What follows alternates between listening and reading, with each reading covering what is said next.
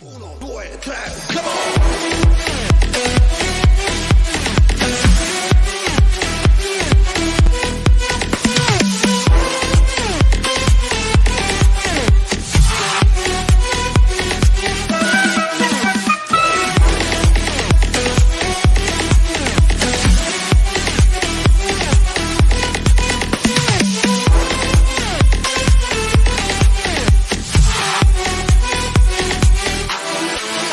Stamattina sono alzato, oh bella ciao, bella ciao, bella ciao, ciao, ciao. Stamattina mi sono alzato e ho trovato l'impatto. Oh partigiano, portami via, oh bella ciao, bella ciao, bella ciao, ciao, ciao. Partigiano, portami via, che mi sento di morire.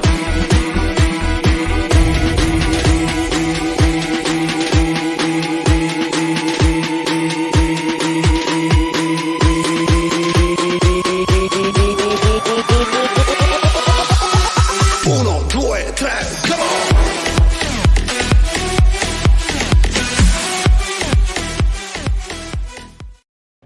What's up, YouTube? What's going on, Jets? How was everything?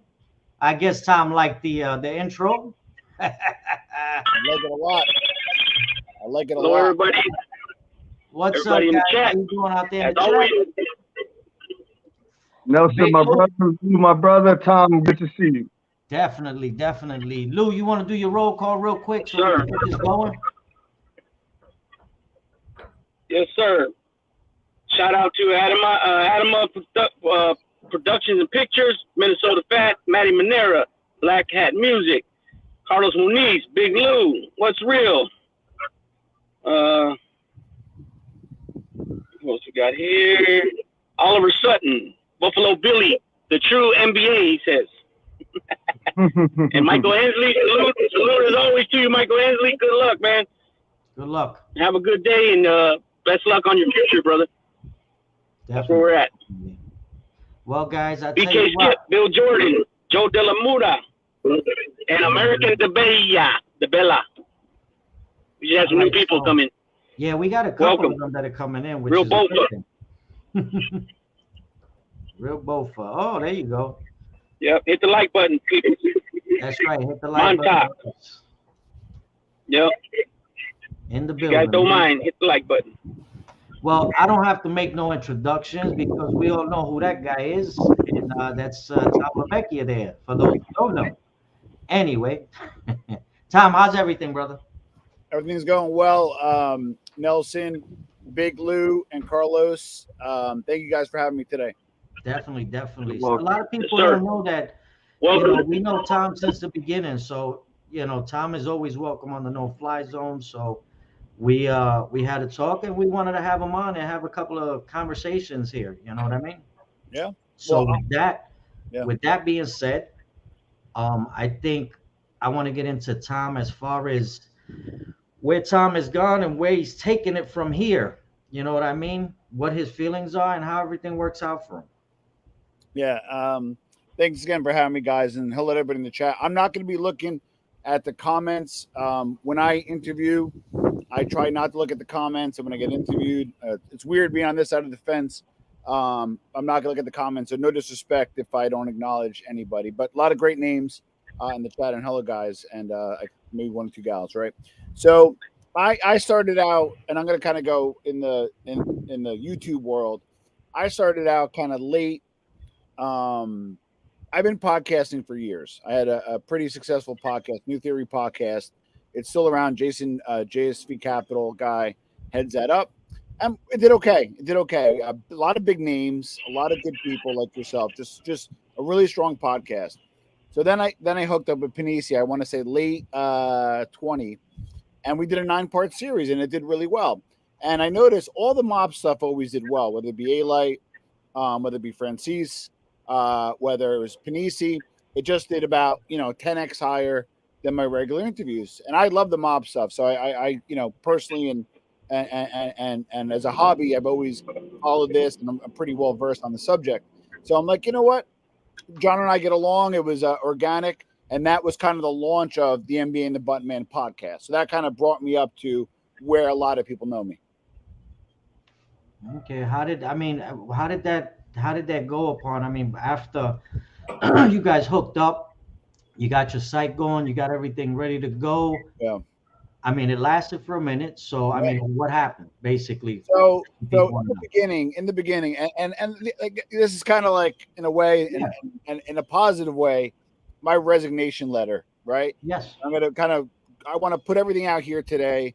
So if anybody has any questions, I'm going to point to this, Yes. and this is kind of like, we'll moralize everything here. Yeah. So, I kind of get both things. One end is, why did you do a show with an informant? Why did you do a show with the guy who's supposed to be Italian, supposed to have certain values and all that kind of stuff?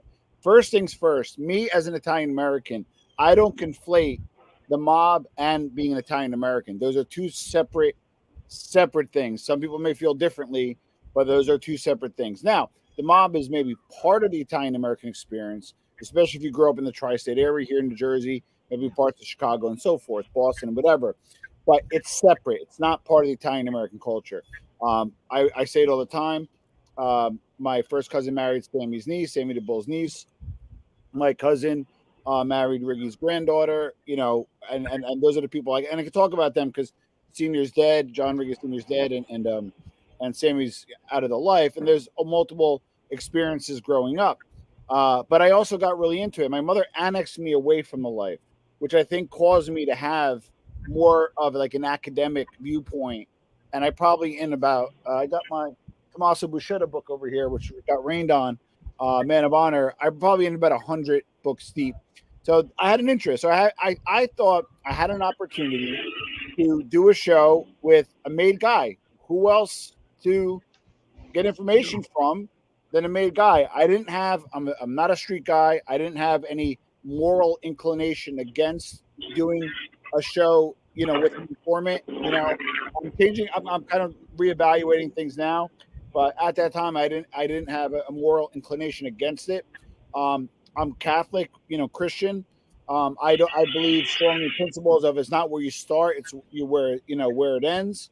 And I felt that, I felt like if he's reformed, the premise of the show, you kind of two Italian guys who took two totally different paths, kind of sharing their experiences.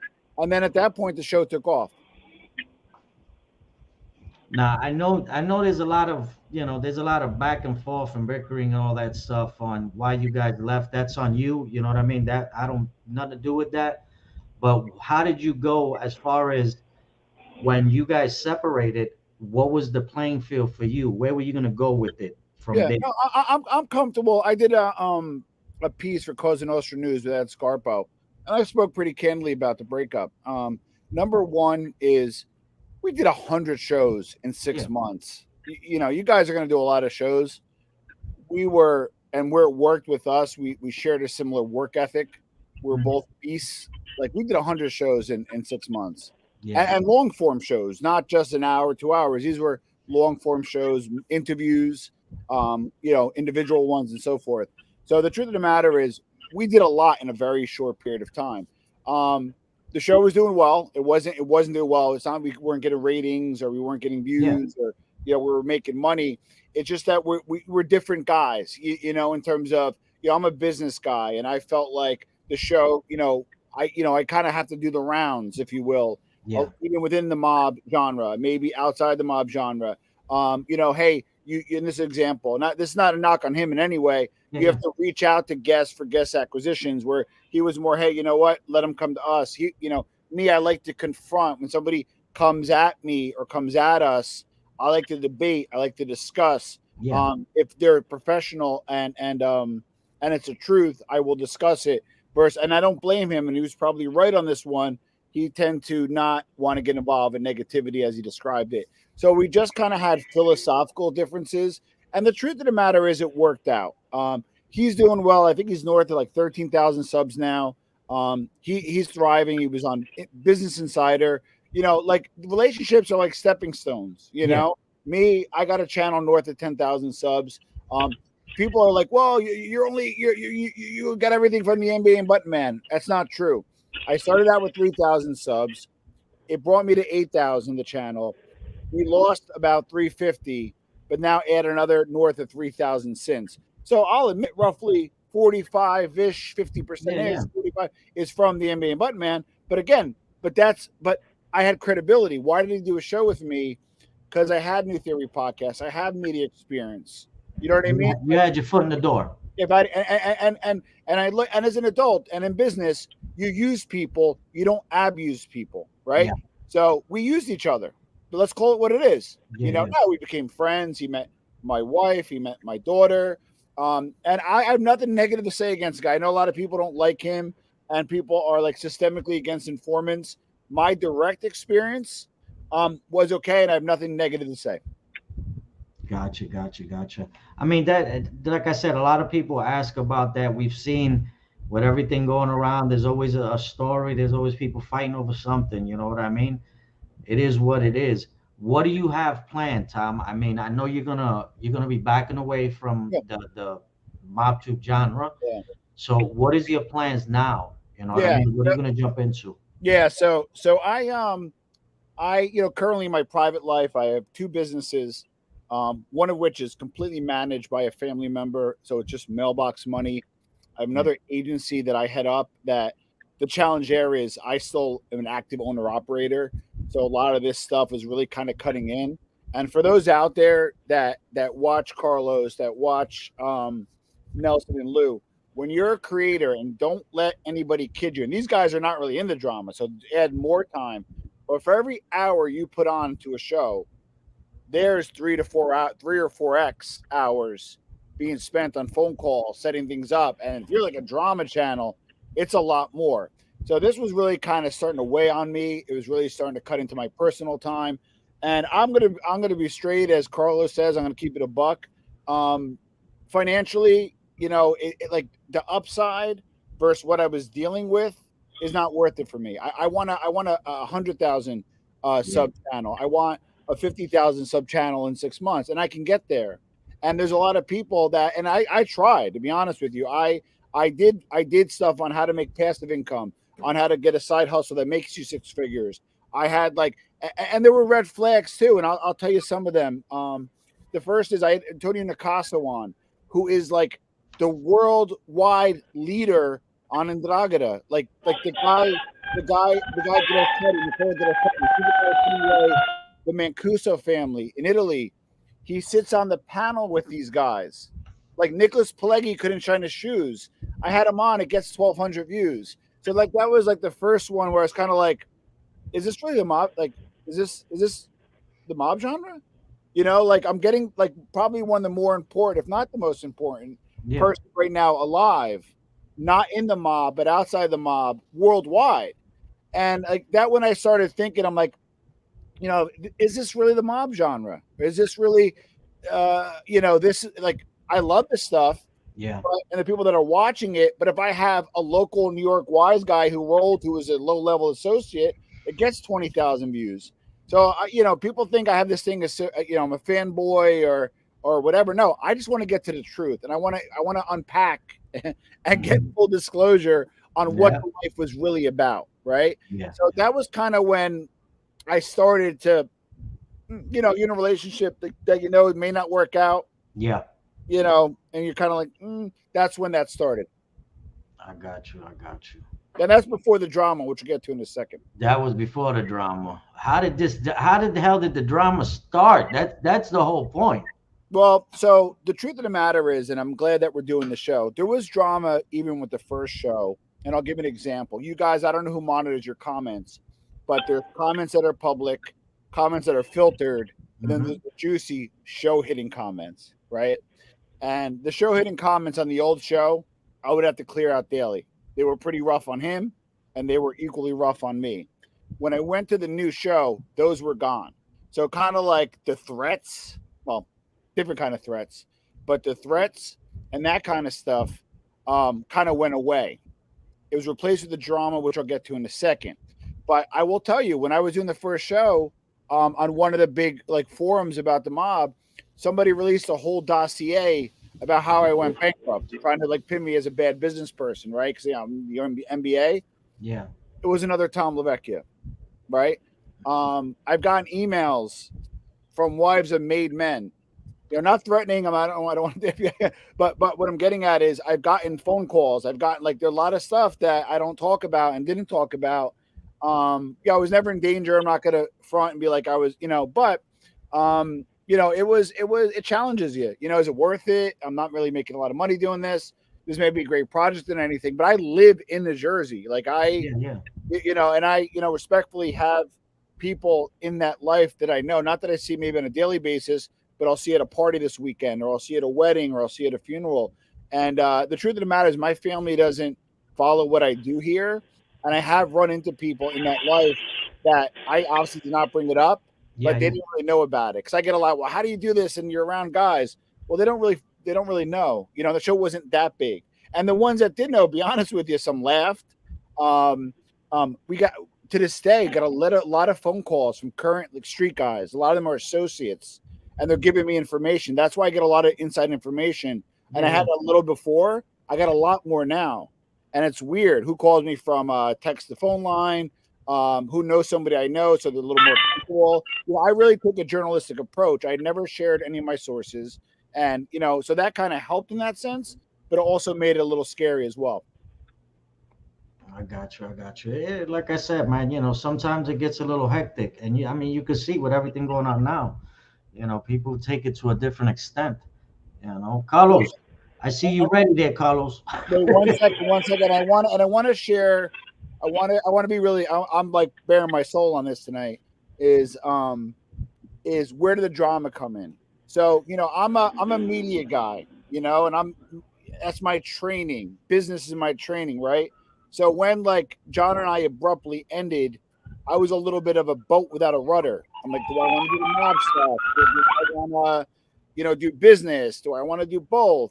And then what you do is you interview guys into space. I had FBS on my show. I had Lee Cole on my show. I had Eyelight on my show. I had Stacks on my show. I had guys that are kind of in the space because that's what you do. I want to learn about them. I wanted to legitimately give things a shot. I wanted to keep an open mind.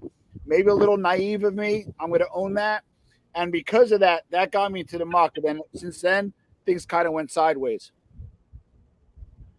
Yeah, no, that like I said, I think you felt the wrath of YouTube. What the hell happened with you? Oh shit! I said, me and you. After you finished talking, we both went. Oh. Yeah, the wrath of funny, my man. No, man. The wrath of It's just my that one name you said. It's all good. Yeah. Carlos, you got a question for Tom, brother? It's my turn? Yeah, go for it, Papa. Tom. You know you done fucked up, right? Yeah. A little bit. Uh-oh. Oh, I had to mute Lou. No, we're not gonna do that. How you doing, Tom? I'm well. I feel good because I feel like I'm getting a lot off my chest, No, that's good. That's a good thing. Well, Yeah. you know our history. Yes. It's been going back since you hooked up with the Ghost Whisperer. Yes. And we've had our back and forth, but you've always been straight and I've always been straight. We've always agreed to disagree. Yes. And honestly, with everything that's going on, I know you're the bad guy. You're like the Kaiser Soze of this. You've pretty much been behind everything. Yeah, exactly. I know. And that being said, I just want to give you some simple questions. I wanted to ask you, what's your vetting process before you do an interview? Okay.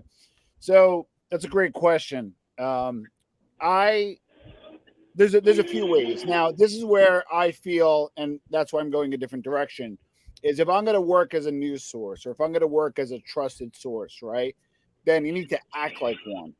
Typically what I do, if I get a mob guy, let's say, right, I'll watch to see what other interviews they're on. I'll see what interviews they were with. The level of channels, was it like tier 1 media? Were they on ABC? Were they on NBC? Were they on a bullshit podcast, right? And then from number 2 is I'll call some people I know separately, like, hey, did you know this guy? Was he who he says? And that kind of stuff. I will say in that department, I don't want to say I failed, but I think I lacked a lot where I could have put more resources into vetting. And I'll tell you why. I'm going to go through all my shows. I'm going to keep some up. I'm going to keep some down. but there was people now that are kind of being unearthed for not being who they were. And that's, I take this shit serious, you know? And in terms of the vetting process, I'll give myself like a solid D on that. Okay, now that's what I want to ask you because there was a particular Dominican guy. No, wait a minute, he was African American. No, No, he was Polish, bro. he Come was on. no, he's Italian, and I think now months after the fact, we've now known that he's none of that. But other than that, a few of your interviews, like the A light, I think you could have went a little harder. But I can't also blame you because there seems to be something when these informants get into a position where they're questioned really, really hard. Their cell phone reception goes, their hearing goes, and we start experiencing all these operating difficulties, which I find when the questions get tough. But all in all, you know how I felt. I've never been a fan of the platforming, you know, but I've never held that against you because at the end of the day, I've always looked at you as a civilian. Yeah. No, not like the majority of these content creators who come in here with backgrounds of being in the street and so forth and so forth. And months later after the fact, you kind of realize that, yeah, you're not buying it, you know? And but I've always respected the way you do your stuff. And, you know, you've always been honest. And I think you've gotten a bad rap because of a lot of stuff that's gone down. I think it was a lot easier for people to always point their finger at you and make you seem like you're the boogeyman, when in all reality, you weren't the only one that was doing things that some would call fishy and stuff like that. But that being said, like you, I've never had a problem. I've always had that inner respect for you, and we've had our differences, and I'm not gonna go too much into it, but I wish you the best of luck. I know you will succeed because that's one thing about you. You know, since you was a kid, the drive has been there. You know, you've done really, really well, and I personally feel you don't need to be around all the nonsense that's going on. I think you should just focus on your business, focus on your family, you know, and keep doing your thing. And understand we're always gonna have that respect. You always got a friend on this side. You can always call and we can always talk. And I hope every now and then you stop by and you just let us know you're doing good. Yeah, You know? and I appreciate that. I'm gonna tell you something where you guys are gonna laugh. Okay, so when I was with the NBA and Buttman, we really were in our own lane, right? We kind of had to be because otherwise we got drawn in. There was a lot of criticism. So when I was on my own and I kind of did the rounds of the interviews, and I named some of the people that I interviewed, and don't laugh at me because hindsight 2020. But the reason why you do that is what happens is you always try to find people on the come, right? So it's like if you get them early and they pop off, then you have one of their early interviews and you're looking at 100, 200, 300,000 views, you know? And I don't know these guys. So I don't know if this guy might, like out of 10, you just need one. You need to get it right once. I had an interview where I interviewed a woman who did who got screwed by this doctor, and it got over like 200,000 views. You know what I mean? Like, so I've always maybe a little too liberal on who I had on my show, but the process behind that was to sprinkle enough seeds to hope some pop off. And the truth of the matter is, of some of the people that I mentioned, this is not a knock on anybody, but some of like the mob genre interviews I've done get like no views on a daily basis. It's not because they're bad people or not because they're not popular. It's just that their channels maybe didn't grow as quick as I thought they would. So that was a lesson learned from me. You know how I feel about you, you know. And I think I'll pass it over to my brother. I've been going to the avatar because I didn't want to be disrespectful by constantly looking at the bottom to check the chat. But I'm going to pass it over to my brother Lou. I'm going to go to the avatar and intermingle with the chat. Thank you, Carlos. You're welcome. So yeah, He's already laughing. so yeah, no. When I laughed earlier, it wasn't laughing at you. I just something popped in my head, and something was going on in the chat that I just both of them I started laughing at the same time. But me and Nelson shook our head at the same time. But with that being said, there's some things that I know that I'm not gonna. I wanted to ask you some questions, but then I thought about it, and I'm gonna leave it alone for the sake of keeping something safe if need be. And I think you know what I mean. We'll just leave it at that. Yeah, So my question is, and the truth is, I came on here expecting the worst, hoping for the best. So something you're comfortable asking me. Obviously, if you're comfortable answering it. If you want to call me privately, we talk. yeah, no, I'll leave it alone because I'll just leave that alone. It ain't no big Spit it deal. out, my brother. Spit it out. Well, no, I'll pass up on it. I'll talk to him privately. You know what I mean? Ain't no big thing. But Yeah. so what I'll say is, since you interviewed these 7 ex-Met members, right, of the life, and of what, 3 or 4 associates, maybe 5 or 6, huh?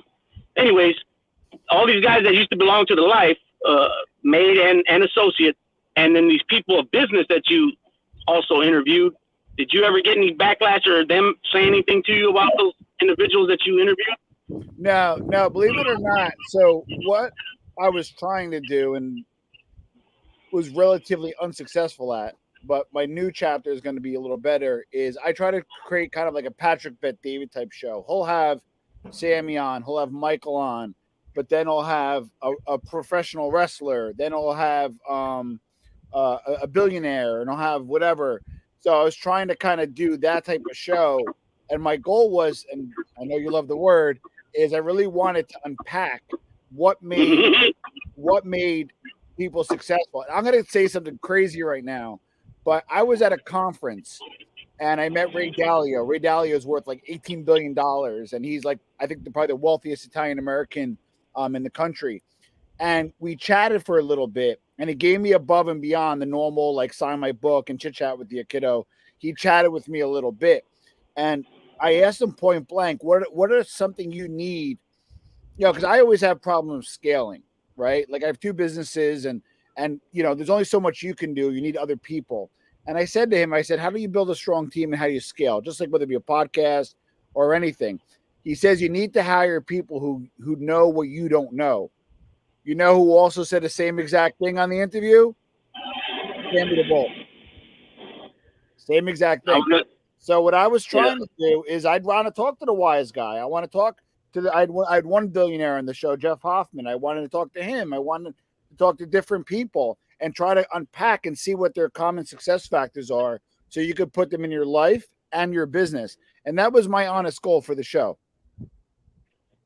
Yeah. Okay. Good. Okay. Next question. Now you've been catching a lot of slack over the past, I don't know how many months, right? You're behind the scenes on everything. You're a snake. You're this and that, right? So yeah, like I said, so you're behind the scenes on all this stuff, all this dirty shit, this and that. You're a snake, blah blah blah. So how do you feel? What do you think? Why do you think that was said about you? And how do you feel about that? Well, there's your question is a loaded question. So the first part is, and I want to, as a business guy, I'm a numbers guy, I'm a facts guy, and I'll give an example.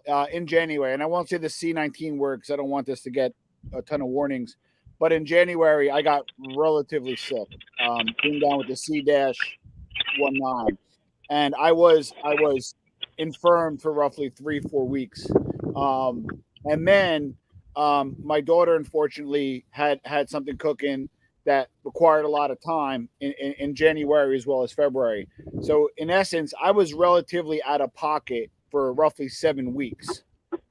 There was still nonsense going on. So, if I'm this behind the scenes, this, like puppet master, string puller, well, if I'm get done pulling the strings and things are still going on for those 7 weeks, how am I the puppet master? Number 2, you're getting my resignation tonight. So if things continue, who else are they going to pin it on? Another thing I want to point out is I'm a businessman, right? And there's not a lot of money in this space. I have a great sponsor. I do well on the views. I get some donations. People send them in unsolicited. I opened up a merch store. I made like $500 like in 2 days. And I'm not, listen, you guys know me enough, but I'm just being real. YouTube last year, with as well as it did, only represented like 1.5% of my income, but 90% of my headaches. So it was like, as a businessman, and you guys, that part, you guys know, So it's like, now it's like there's not enough meat on the bone. Like if we were doing $1 million deals for real estate and there was some Machiavellian needed and all this other kind of stuff, fuck yeah, I'm in. But I'm not doing it for another $60 in super chats. And I'm not knocking anybody who does. But what I am saying is, look at the truth. When you talk to me, which you talk to me often, we're not chit-chatting about other people. We're not gossiping. We're not bullshitting. When I talk to Nelson, we talk about important things that are meaningful things. So the truth of the matter is, one, have proof. And I don't think anybody ever held something up to me, something to do really out of pocket as proof. And number two, it's not worth it for me. And that's kind of where I'm at right now is, and listen, you're welcome to call me any name you want. I've been called every name in the book. People try to say I was bankrupt, that I was a poor business guy, that I'm a bad guy, all these things. So nothing I never heard of. It's just the risk is not associated with the cost of doing this for me. That's it. I don't know. Like, it's just, I'm being real and being honest. I don't know how else I can express it. Yeah. I have a quick question, Tom. Please. What is your take on the Mob Rats Exposed thing that's happening right now? Yeah, and I did want to speak to that too. So I'd like to be very upfront. I watched when I got the notification, I saw his face on the thing. I saw his face. It was shocking, just like many of us. I donated $100 and I said nothing changed. My impression when it first happened was that he got exposed, not exposed, doxxed. Well, same difference, doxxed. And I felt that, although I didn't have proof and I didn't say anything, that it might have been either from a former informant or from a certain group of creators. So for me, I knew who he was. I was very empathetic. I decided to give him $100 and I said, nothing changed, si forte. Stay strong, nothing changed. Now, that was my immediate reaction. Some stuff has since been unearthed, and he even said this on the stream. He said, Armchair MBA, JTP, Angel, people that are, not that everybody's smart, but, that I have some resources. I can look into things. I have a staff. And he goes, do me a favor, look into me and deep dive me and give me your opinion. So here's where I am right now. Number one, I listened to your guys' interview with him. I listened to Angel's interview with him. I listened to him on Joe's show, and I also looked at a lot of the evidence. I'm not going to make a comment at this point because I haven't arrived at my personal decision. And that's I'm upfront about I gave him money. I'm upfront about I knew who he was. It's not a surprise. I said it on the show. That's the other thing too. When I say things, I mean them. So last year when I said I knew who he was, I knew who he was. Now, I didn't know a lot of the background stuff. I just identified who he was. I'm in the digital space, guys. This is easy for me. Oh, docs, this, that. I can find somebody very easy for me, just like if you own a coffee shop to get fine beans. Doesn't make me a bad person. The reason why I identified who he was back then is I was new on the scene. He had an avatar, and I was worried. Is he a threat? Is he not a threat? I don't find people to dox them. I find people to a threat to see if they're a threat or not. But where I stand right now is I'm still doing my research. I'm still looking into it. And I think it's something that, again, this is not about views, right? If the allegations and everything that's being put on him are true, this is not a view thing. This is something that I want to talk to him directly as a fellow creator, and where I land is have that discussion with him. And I think that's where this needs to go. This has to stop being about views and showboating and virtue signaling. It has to be about, is this true? And if it is, there needs to be some real discussions about it. And if it is true, hopefully, again, I don't want to say anything because my lawyer always says to me on a daily basis, ifs are meaningless. I don't want to say any ifs. I want to investigate this thoroughly. He not only asked me to, but it's something I feel I need to do. And respectfully, I think it's something I should choose to talk to him privately. Okay. Luke? Well, good. So I know, I just got one little question, which I probably know the answer to already, but I'm going to ask anyway. When you was teamed up with Armchair and the Button Man, yeah, I know that he was pretty big on staying away from the drama. Now, you kind of spoke on it a little bit, but do you regret not just staying away from it, period? 100%. And like I once you said, guys split up? 100%. And like I said, I was a fish out of water. I didn't take my own advice. You know, like as a marketer, you experiment. You know, I was doing some cigar stuff, and I was doing some mob stuff, and I was doing some high-end mob stuff. You know, I had some pretty good early interviews, like I said, Antonio Nicasso and so forth. And then I was doing those few guys that I mentioned, and the whole idea was just to keep testing to see what worked and what didn't. Now, I didn't do the drama stuff because it worked. I did the drama stuff because what you do is you interview people in the space, you get to know people, you get to see what's going on. And the truth of the matter is, and this is as real as I can be, is I kind of got sucked in, right? And the reason why I stayed as long as I did is for two reasons. Why every business, why every marriage, and why a lot of things fail, because of hubris and ego. I couldn't walk away to say, you know what, I failed. I couldn't look in the eyes of myself and my wife and my child and said, I failed at this. And that's probably kept me in the game for 3 or 4 months longer than I've been. And that's la verità, or la verdad. La verdad. La verdad. Nelson, got any more? Lou? Yeah. You got some more questions for me?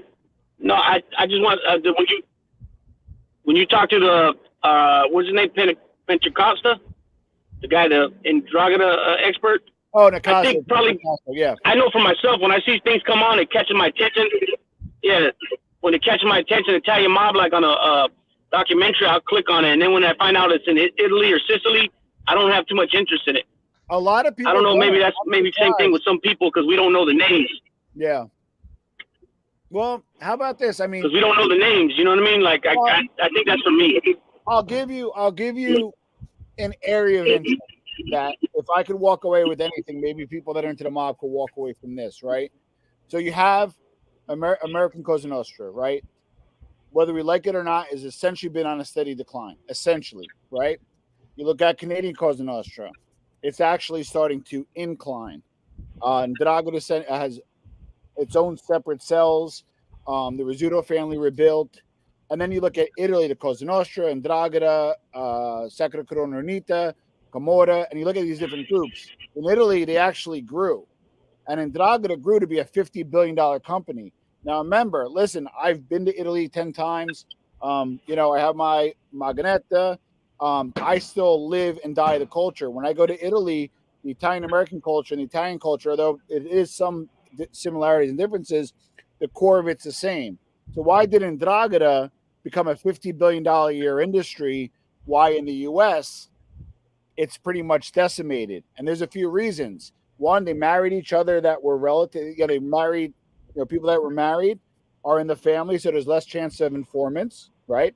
Number two, they focused on one product and did it well, which is Coke. And then number three, they infiltrated government. So to me, I like the business aspect of things, and I am super fascinated by why Ndrangheta grew to a $50 billion a year industry, where the five families are probably all in doing well over $2 billion at some point in total revenue between the five families. They're probably a few $100 million between all five combined, which is still a lot of money, but not like where they were. So the Italians kind of took off where the Italian Americans declined. And we're supposed to be the biggest market in the world. So I thought naively, because that aspect was interest to me, I try to bring that over to our audience, my audience. Yeah. Yeah. It's a different beast out there, bro. Correct. Yeah. In Italy, I'm not, and especially Sicily, I'm not doing this show. Yeah, no, that's a different beast, boy. So you got a question? I don't know. You got. Go ahead. We should take some questions from the We got it. Yeah, I got one right here. I'll take some viewers' questions. Let's have some fun.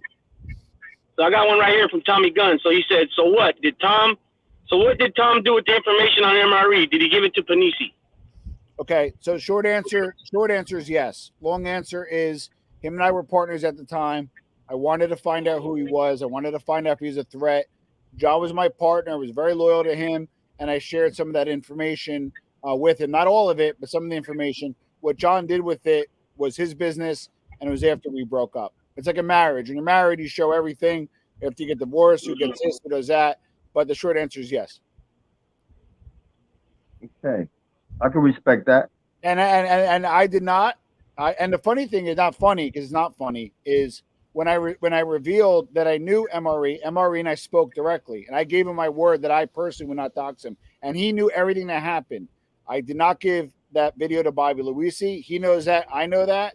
But John could do what he wants. He did what he wants. Like I said, I have not released his information, and I've been upfront about that. That's what's up. That's what's up. Okay. What we got, Lou? Okay. I want, if you don't mind, Minnesota Fat. So I want to kind of speak to. As far as I'm not getting any business questions, but that could be another show. By the way, if you live in Puerto Rico, you can live for federal tax free, and if you have a business, you only pay 4%. I don't know if you guys do that. Didn't know that. Look at that. There's a podcaster. Check him out, John. Yes, I'm going to Puerto Rico. Here's the best part. You can keep your, depending which business, and I don't want to get in trouble, consult your attorney. I know my friend moved there, and he has a business still in the U.S., but it's under a certain designation, 0 taxes, and for personal income, and 4% business taxes. And yeah, it's legit. So I want to talk a little bit about too, like the business of the mob genre. Now, there's some creators, and this is not, again, I'm just going to say it, is there's value extraction and there's value creation, right? Value creation is views equal value, right? If people like you and value, they watch you, right? And then as you build a value, you could extract it. Maybe you have a merch store, maybe you have a sponsor, maybe you do ask for some donations, right? The value extraction is when you're up there and your primary source of income comes from your audience. Hey, you have a Cash App, or hey, here's a super chat, or here's this and that. There's nothing wrong with that. But when you extract value, you tend to get donor fatigue. Donor fatigue is simple. I give Carlos some money because he's on. First month, the next month, I give him money again. And I'm like, this is okay, but like, I'm not saying anything new. The third month, I'm like, and you get donor fatigue. It's common. Now, how do you get over donor fatigue? You need a lot of new ass subscribers. You need to have rapid growth because you got to keep turning over that audience to keep the donors flowing. For the people that are kind of extracting value, I haven't seen that. So they're going to have to probably change your model pretty quick, or they're going to see declining revenue. I like to add value, right? I tend to give. So when I want, it's easy to receive. And that's the difference between value extraction, which is kind of taking, versus value creation, which is giving.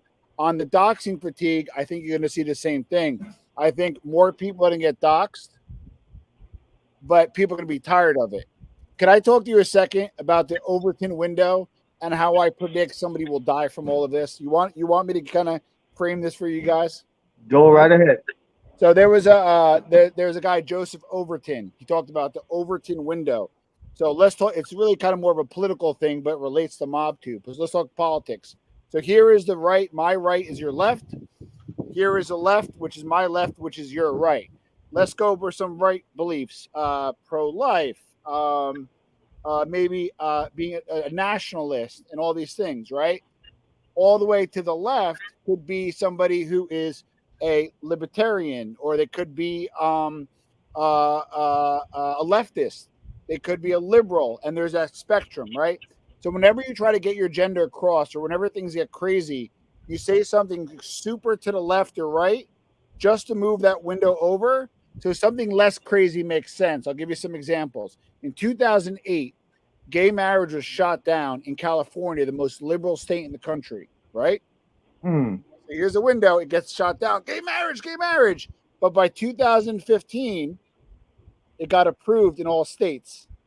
The Overton window moved, right? Same thing with the healthcare system. This is how the Democrats did it. They moved the Overton window. We're going to have a single payer healthcare system in this country. Are you nuts? Socialism? Like, we're over here. Are you nuts? Are you nuts? Are you nuts? Are you crazy? But what happened? The window moved, and what do we get? Obamacare.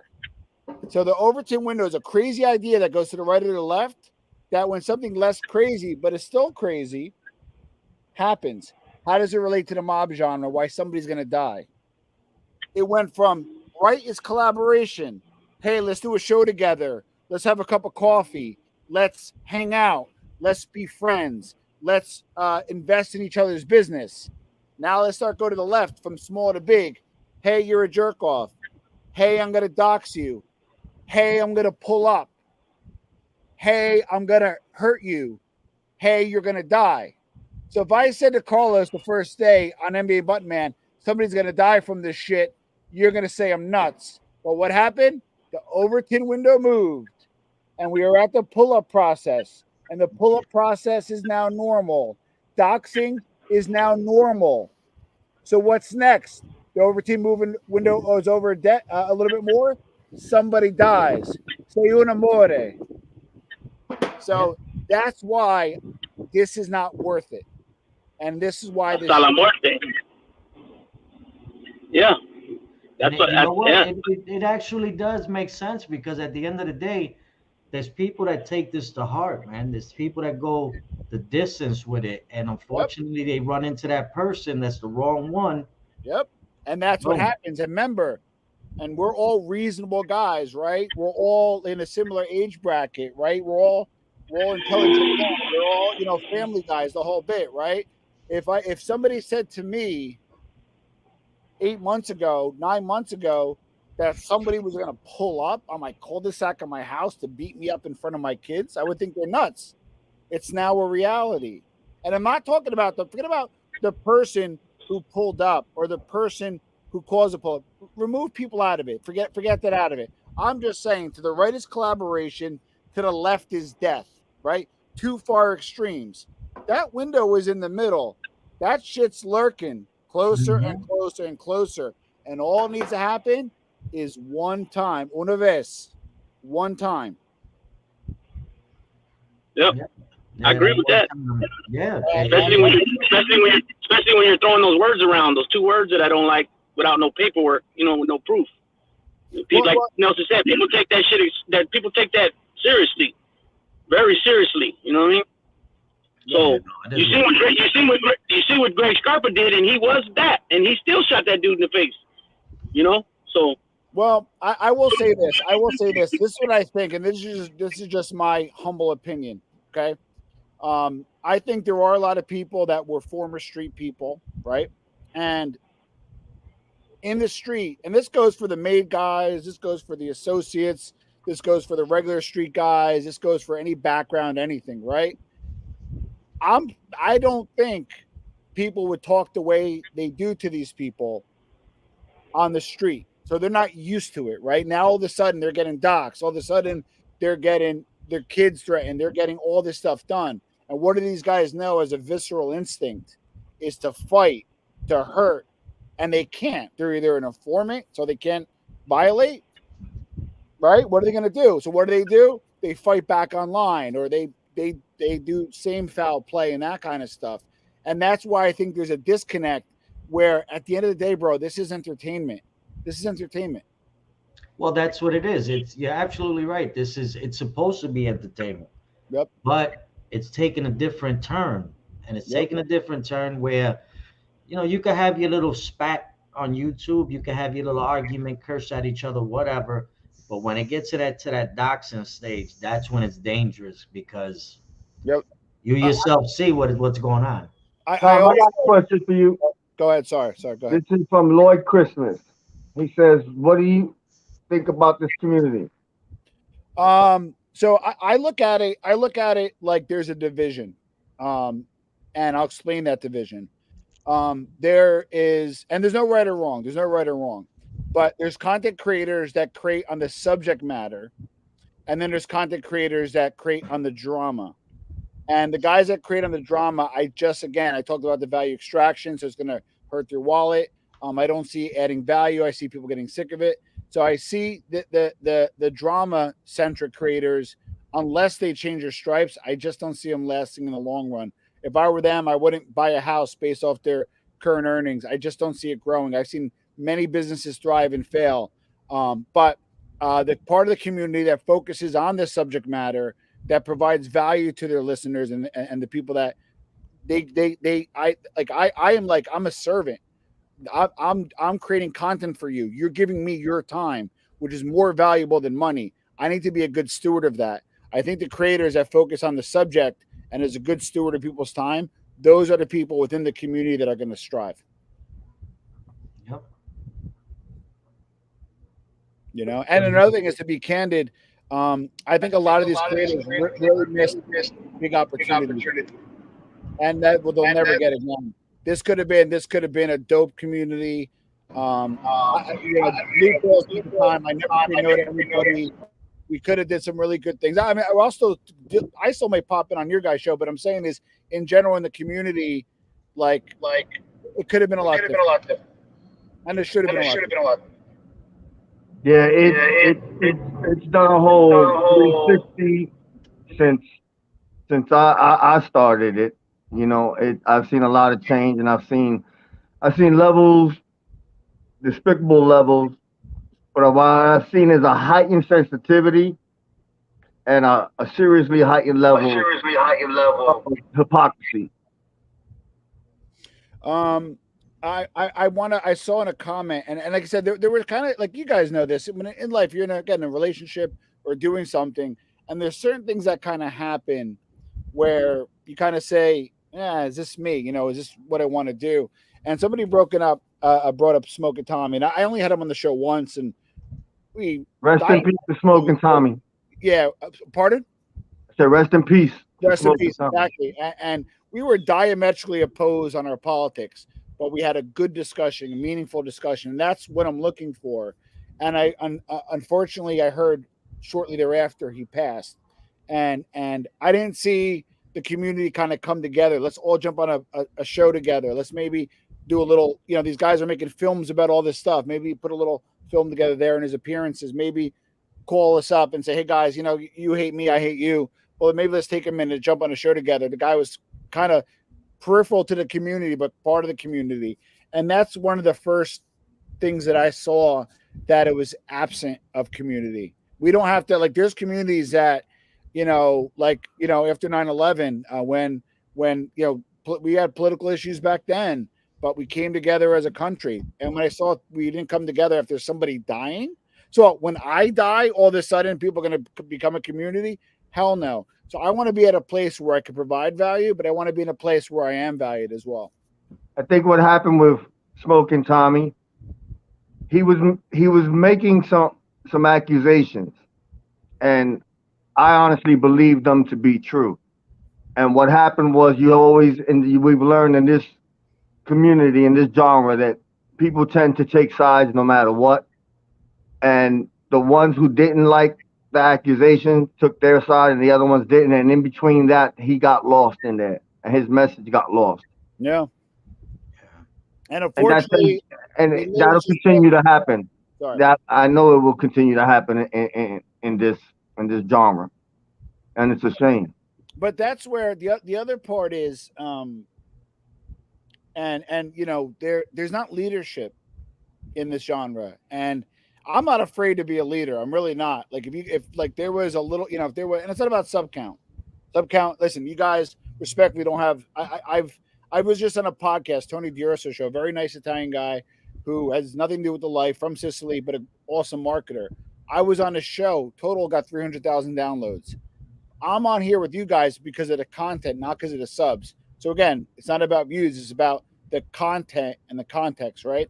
But what I'm saying is there wasn't really even leadership within the community as well. It wasn't like there was a one or two guys, whether there was teams or not, that there was kind of true leadership. And what I mean by leadership, you also have followership. Hey guys, let's kind of take a break here. It's getting a little too much, a little bit too crazy. And there was never really any leadership. And I think that also kind of hurt. When it wasn't leaders in the community either. And I think that also kind of hurt the community as well, if that makes sense. No, you're absolutely right like that. Even though we do have some who think they are. We actually have some who think they own the community. Well, if you notice, I said there's leadership and there's followership, right? You could have leadership all you want. If nobody follows you, it's meaningless. So they may think they have leadership, but respectfully, many of them don't have followership. And I'm not talking about subs either. Yeah. I can agree. Yeah, that's that. You're going with that one. Definitely on. You okay, Lou? You okay over there? I'm messing around. Somebody, I don't know. My mic keeps getting. I keep getting muted. I keep getting put on timeout. Oh, you Be a good. talking I'll be a. yourself out, man. Yep. I ain't touched it. The ghost of Phoenicia. Yup. Again. Tom brought him. Thanks. No. No. Yeah, I hear you. Hey, Monique. Hold on. Monita said something pretty. I think it's pretty interesting right here. She said when super chats and cash apps become the main objective, quality become a non-factor and unimportant. It became a business. No one cared about being authentic anymore. She's absolutely right. 100% Yep. correct. That's 100% correct. It's a mathematical certainty. The market will always correct itself. For those people that do not provide value in the long term, they will slowly wither away. And again, whatever metric you look at, you can look at how much you earn, you can look at your views, you can look at your subs, you know. And if I had flat for a really long time, my earnings are so high, I would look internally and say, what am I doing wrong here, and pivot or do something different. And that's kind of why I'm doing this. Jeff Nadeau was on the Cole show. And an example, somebody came to me and said, Jeff Nadeau was talking bad about you. And I know Jeff and I like Jeff and we get along, you know, as far as he's a online acquaintance of mine. I'm not saying we're best friends, but I respect him. Like just like I do you guys. He's a friend in that sense, right? So, well, you guys are friends. I'm friends with him too, but you know what I mean. Anyway, so Exactly. and I looked at the clip, and he was right. He didn't say anything bad. He's like, Tom just doesn't belong here, and he wasn't wrong, right? I don't, and I'm not saying I'm leaving and I'm going somewhere better. I'd probably fall flat in the ball of my ass. But what I'm saying is, just this whole ingredients of everything is just not for me. There's some positives. I made some good friends. I talked to Nelson a little more now. I've always talked to Lou. I'm gonna get Carlos' number, bother him. I'm real friends with Vinny and Joe. Jason, although I met through the other show, he's now a friend. He's also a business partner. So I got some business opportunities from this. Everybody's always like, why did you do it? Why did you do it? I make my money on, if I get one account from this, I make $30,000 a year from it, you know, and I picked up some business from it. So that's why I don't need to, try to extract value like other people. I'm more of a strategic, bigger thinker, right? And it doesn't make me right. It doesn't make me wrong. But I also put myself in a position in the last 10 years to be able to meet people and then flip that into 30,000 versus 300, right? Versus other people might have made life decisions that might have encumbered them from doing so.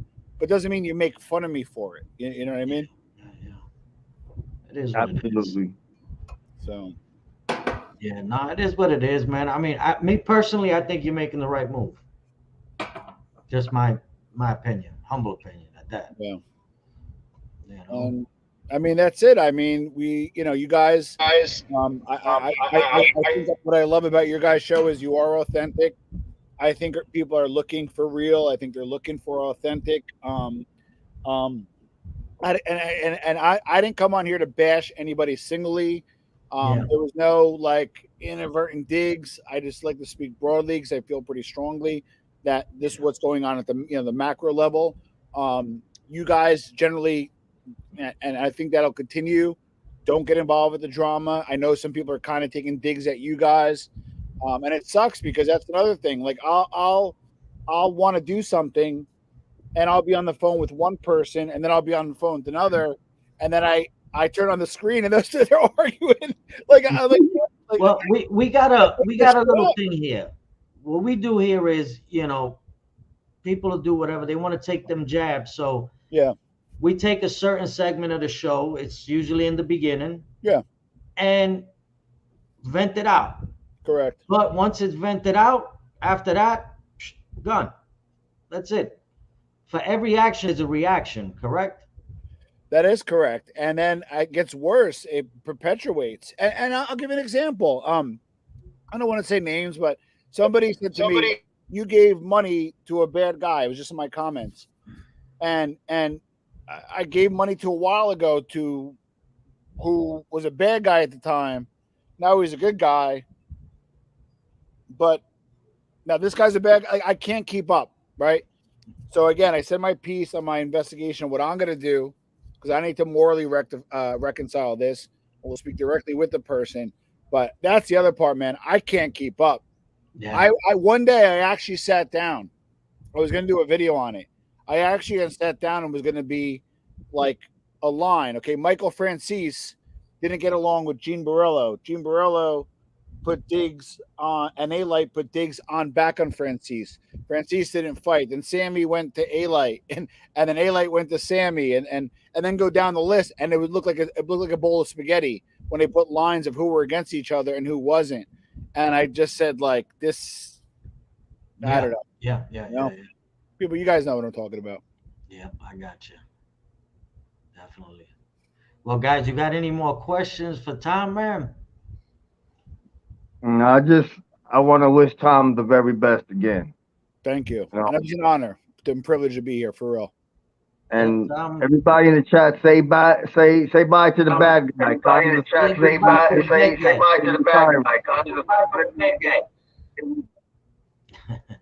Thanks for stopping by, Tom. Yeah, thank you, Lou. Yep, thanks for speaking your piece, and we wish you nothing but the best of luck. Thank you. And like congrats on your son and your new baby boy coming soon. Is that your first son? No, second. Okay, but junior, he's gonna be a junior. Yeah. So congrats on that. Yes, sir. Yeah, definitely. Yes, Lou, sir. you got two phones on over there. Three.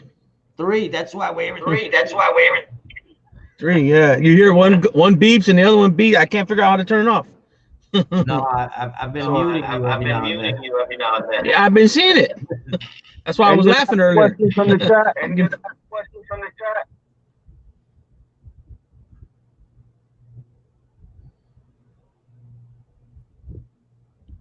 Can you guys hear me okay? Yeah.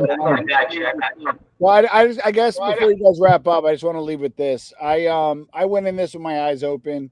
I try to keep an open mind. I really tried my best. I'm not going anywhere. Just the difference is I'm going to either do long form interviews with people that I think are interesting. I'm not going to worry about subs, views, counts.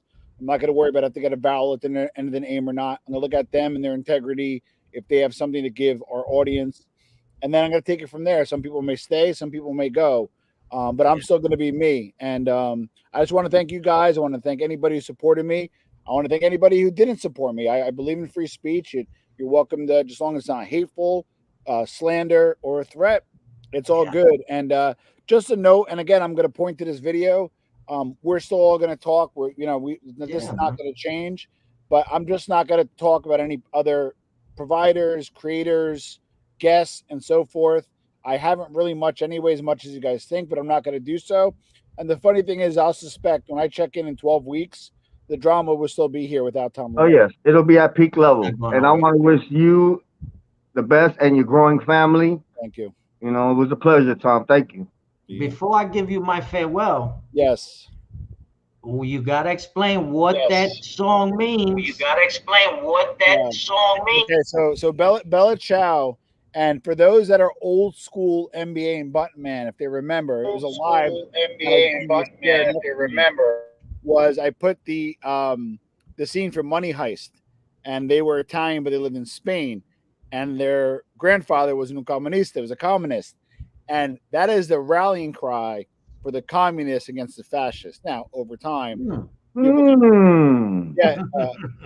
Almadina, Sonezzato, Bella Ciao. So I woke up in the morning and I'm about to say a beautiful goodbye. The guy saying, he goes, I will fight as a partisan against the cause. I'm going to be buried on a hill, and Bel Fiore, a beautiful flower. And with that, it's Bella Ciao. Thank you for that, Tom. That was very enlightening. Yes. I hope a particular wig-wearing dancing circus clown understands that. There wasn't a knock on him. That for those at the old school OG NBA and Buttman, I think it was episode 50-ish. it's from there, and it's a popular song. And over the years, it has lightened up as being less associated with communists. But that's the origin of it. Gotcha. Let me Let me unmute Lou.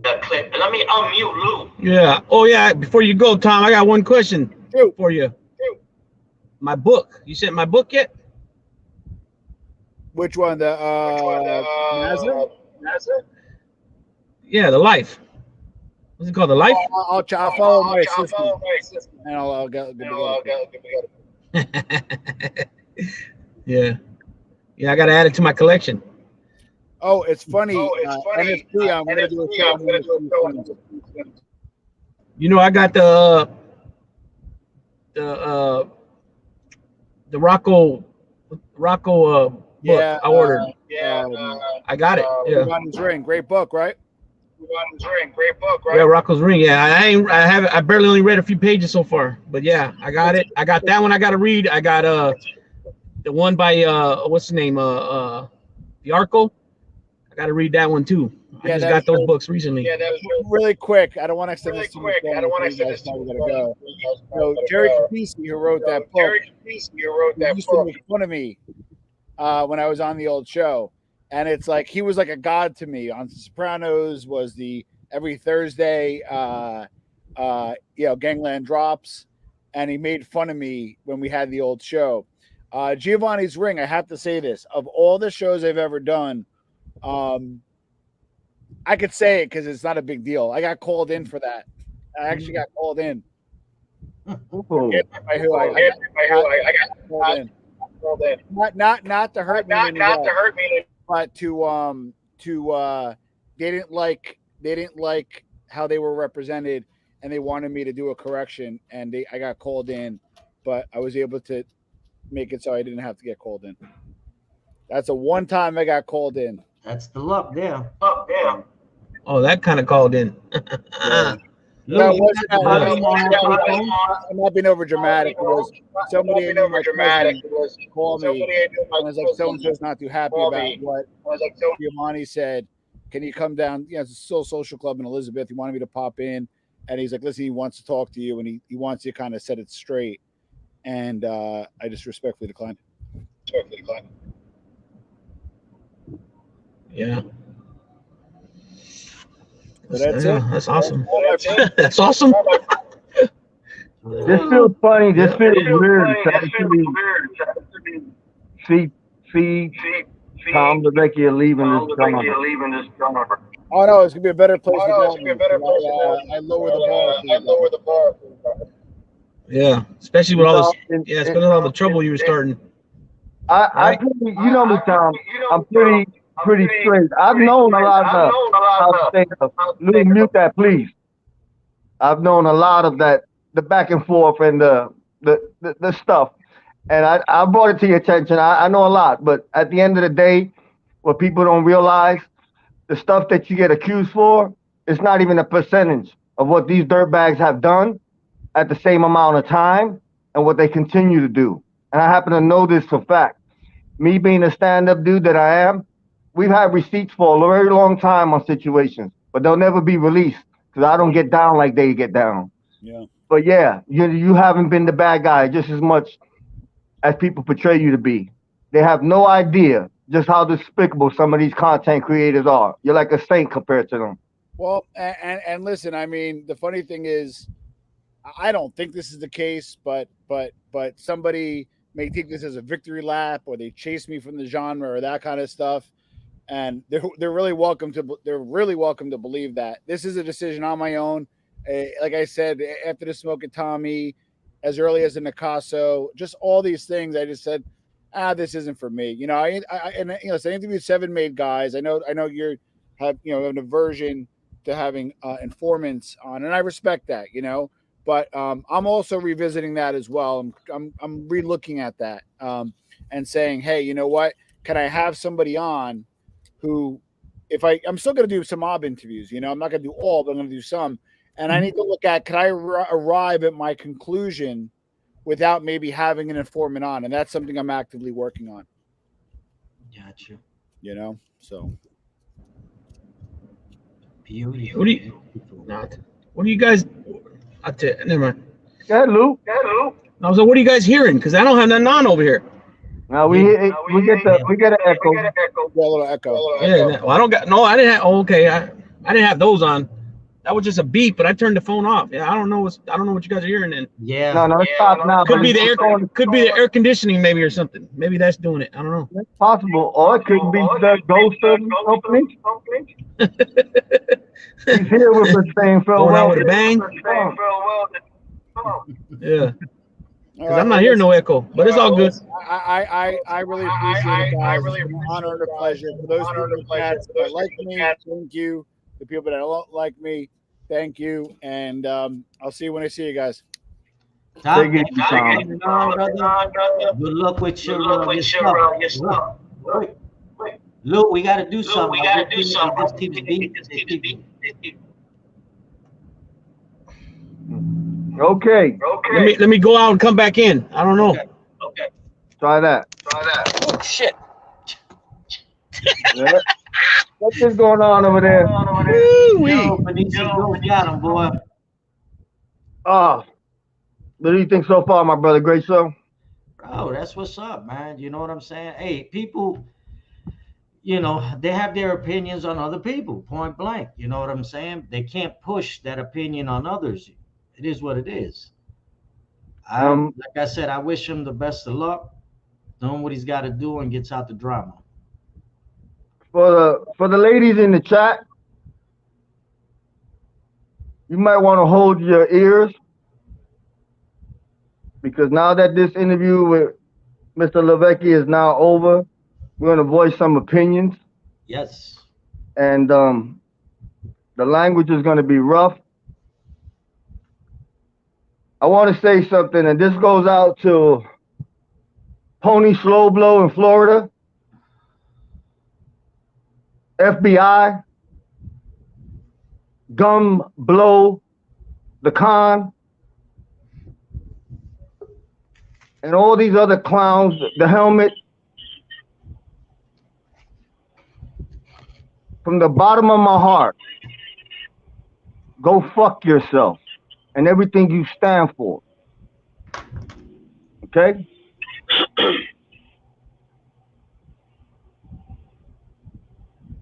Better? People in life change, if that be the case.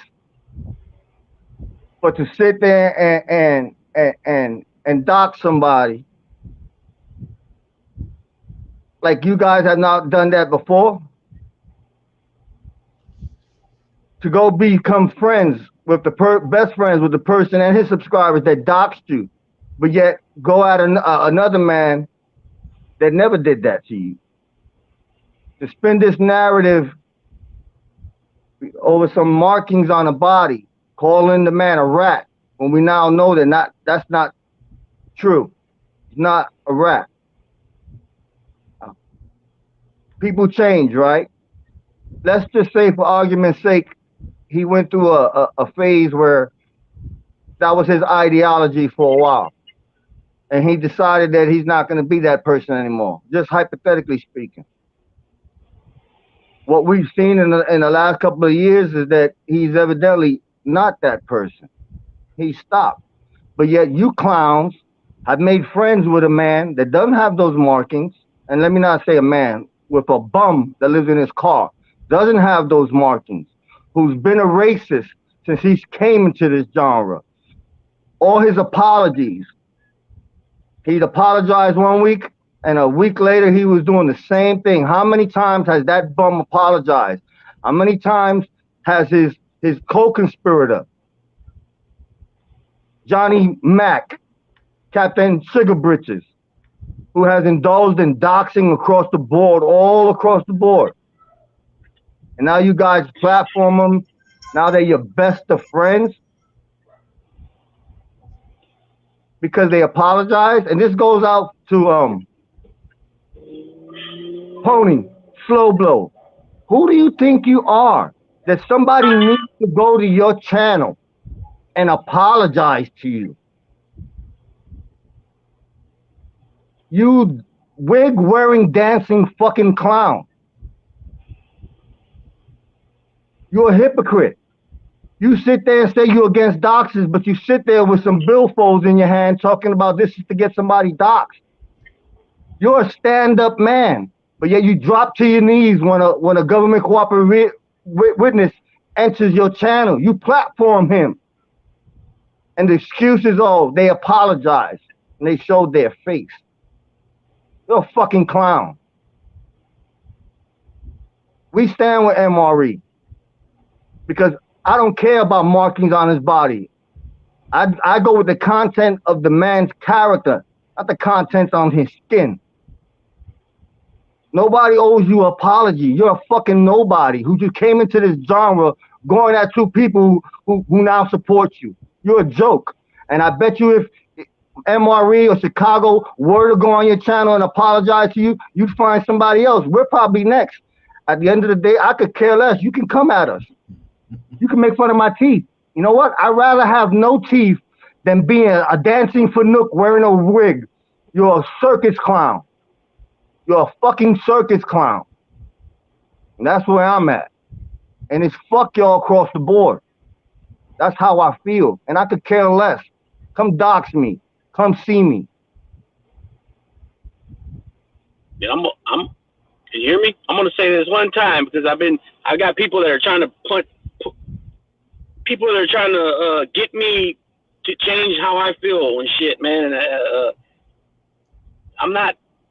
You can think what you want of me, but I'm not some dude to just gonna roll over and because you want me to feel this way you feel. Every time I dealt with the guy, he's treated me with respect. He's pushed our channel. He's gave us wrenches. I mean, that's nothing, you know that. But if he really hated people of like our kind or our race or whatever, however you want to put it, he wouldn't have done none of that. He's always been respectful, like I said, and that's what I'm going off of. I don't give a fuck about no fucking tattoos, none of that shit. You know what I'm saying? Like I said, he's giving me nothing but respect. Now, that's the last time I'm really gonna say it. I'm starting to sound like a broken record. But Listen, yeah, bro, nobody's gonna get me to change my mind. This is how it works. If you consider yourself a friend, an acquaintance, whatever, respect our damn opinions, just like we respect yours. They're not God. They're not gonna tell us, oh, you gotta believe this, you gotta do this. We're men, grown ass men that have been through all kind of shit. To have someone tell me what to believe, that's all I'm gonna say, bro. And I rock with these two dudes on here 100%. So with that being said, if somebody don't like it, peace. You won't dictate to us who we would talk to, who we would support, and what we do on our channel. None of you fucking clowns will. So continue being the rat lovers, rat supporters, rat enablers that you guys are, and racist enablers. Because yeah, you guys are platforming a known racist. There's countless videos, and he's apologized just as many times as he's had a racist comment come out his mouth. Yeah, man. You guys really, truthfully, don't stand for nothing. You guys came into this to cause conflict. It's entertainment for you at the end of the day. So don't sit there and you're on your shows acting like you guys actually stand for something. You've all done this bullshit behind the scenes. You know what time it is with you clowns. And that's where I'm at. Thank you for showing up. I'm gonna Those who know. So this is the thing I'm gonna put up, and this is because, like I said, we got subscribers. We listen to what they say, man. We read the comments they put on. So I'm gonna let Carlos answer this one. Buffalo Billy, like I said, you cool and shit like that in the chats and shit. But when you start saying we got played while we platformed him, come on, man. That's some job shit right there. The man just stepped away from the mob genre bullshit. That's what he just did. Nobody said he was an angel. Yep. That's the problem. That's the problem. Nobody ever said the man was an angel. And I addressed that with him. I'm not going to sit here and put that business out on the street. But Tom knows that I know the shit that he's done behind the scenes. That's the difference. That shit will stay between me and him. It's too comfortable with these people to come out here and rat. It's too comfortable to fucking dox. Yeah, and let's be clear. We got a lot of receipts, but we ain't doing that route. Right, Raul? Raul knows. Raul knows. We know what time it is here. Don't get it twisted. But I don't get down like that. I'm not going to stoop to you clowns' levels. Yes, sir. We got that doxing shit is a dangerous game. Yeah, it is. Same way you got a few that think that they're actually slick with their behind the scenes shit.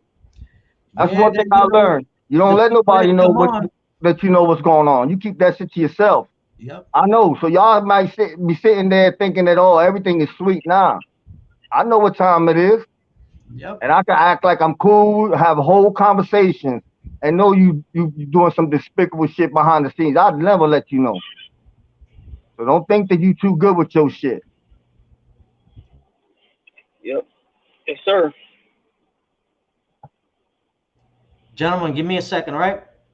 Not a problem. You want to take some questions from the chat, or we can get some shout outs? Yeah, definitely do it. Oh, listen, I got one thing to say, bro. Before I go, Chicago Muscle, you still in the chat?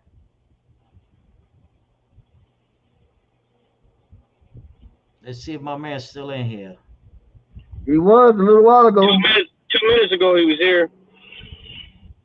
Lefty's up in the chat. That's what's up. Listen, I'm gonna take a minute real quick, bro. Okay, Chicago. Yeah, the only thing I'm gonna ask you is this, bro. Any of these numbnuts come in here, go to town. Hammer them with the damn wrench. Christopher Toro. I went on SoFlo's show to address the lies that Pizza and his supporters who are still there were saying about Chicago Muscle, as far as him making racist statements to Josie, when at no time did Chicago ever do that. It was me.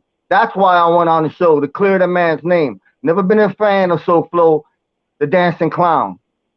You know, and I went on the show today to let him know where we stood as far as our standing with MRE. And he blocked me. Like the dancing, wig-wearing clown that he is. That's where we at. Yeah. That's all that was. That's all that was.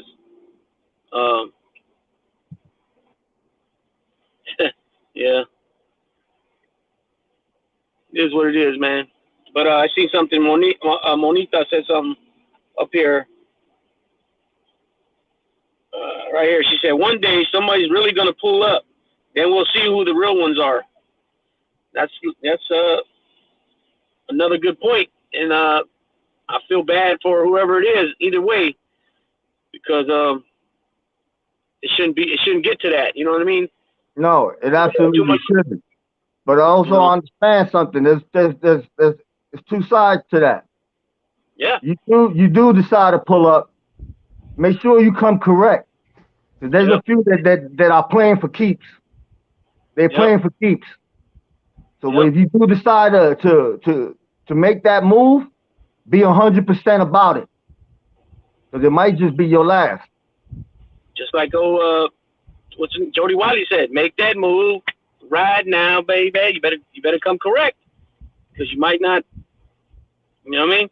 It's real shit, man. You pull up at somebody's house, you're not pulling up to talk, and that person knows you're not pulling up to talk. So I'm not even gonna say like none of that shit, because I wish it don't get to that with anybody. Just people think before you speak. Think before you speak, and I'm telling you, this is a serious game. Don't be calling people no rats and no child molesters without no motherfucking paperwork, man. This is deadly. You don't do that. It's simple. You don't start passing bullshit ass lies and shit around to people and catching fire, trying to get it to catch fire down the road on some motherfucking dead wild, some whatever. I can't even think right now. I'm getting a little upset, but it's not cool. Yeah, but y'all can make your videos and do everything now. We're not giving you clowns the energy. This is much of the energy you guys are gonna get. So enjoy yourselves. Keep doing what y'all gotta do. Look what We Push Back said. He said a loose cannon took out Frank Kelly. People should think before stepping on toes. Everybody can get got. Anybody can get got. There's always somebody better. Yep. Yeah, nah, we just like I said, man. Listen, we keep it for entertainment. We do our little things. We talk. We do what we got to do online. You know, we give our advice, whatever we can do. We listen to people, but at the end of the day, we're grown ass men, and that shit of doxing, bro. All I'm gonna say is this: you get that, you do what you got to do, but it's on and popping. Ain't no explanations, and ain't no pity parties. Yeah. Real And shit. yo, I'm gonna say something real quick, bro, because I see somebody that's in the chat. You know what I'm saying? So, Spikey's in the chat. So Spikey is a mod on that other man's channel, but I give props when it's due because Spikey knows that pizza dude, bro. Nah, and most of the dudes that come on there, nah, they ain't with it, bro. And that's the thing. That one channel knows what it is, but to them, it's a video game. There's no stance. You know, it's entertainment. It's fun. You know, Yeah, and bro. this is supposed to be entertainment. But you know what? Stand on some principles. Stop being a hypocrite. Saying one thing 1 minute and saying something else right after that. You know, if that's what you want to do is a comedy special, that's it. Don't involve us in that shit. Yeah. And I'll tell you now, nobody needs to go on their show to apologize or explain shit to you. Who the fuck do you guys think you guys are? Who the fuck do you think you are? You ain't no different than these motherfuckers in here. Except a rap fucking supporter, a fucking racist supporter, and that's documented. So don't come here with that holier than average with your goddamn Star Trek fucking universe conglomerate you got going over there with that bunch of clown shit over there. That's where we at. And that And shit. And that nobody's shit. gotten blocked. You guys ain't blocked. You don't do that bullshit. Nope. Yeah. And that shit was said recently on YouTube recently, just a few days ago, and it was because everybody else was joking, so he threw it back out there again. You know what I'm saying? So just like you said right now, who are you for that somebody has to go apologize? Look, I hate saying this like this because I got respect for certain people, but I'm not going to even go that far saying who the fuck you think you are, but respect what I'm saying, respect my opinion and where I'm at, and just leave it alone. You don't stop trying to preach to me about trying to get me to change how my view is. It is what it is, man. You know what I'm saying? It is what it is. And like Carlos already said, we stand behind him. You know, we don't believe that. You know, and I'm gonna leave it at that. I'm not even gonna put if this, if that. I'm a man. I could fucking say if I was wrong about nothing, but I'm not gonna take what I'm saying right now by saying, well, if this and if that. You know what I mean? So simple as that. Yeah, man, that's And all. I need better evidence. I need better receipts than the bullshit narrative y'all trying to spit out.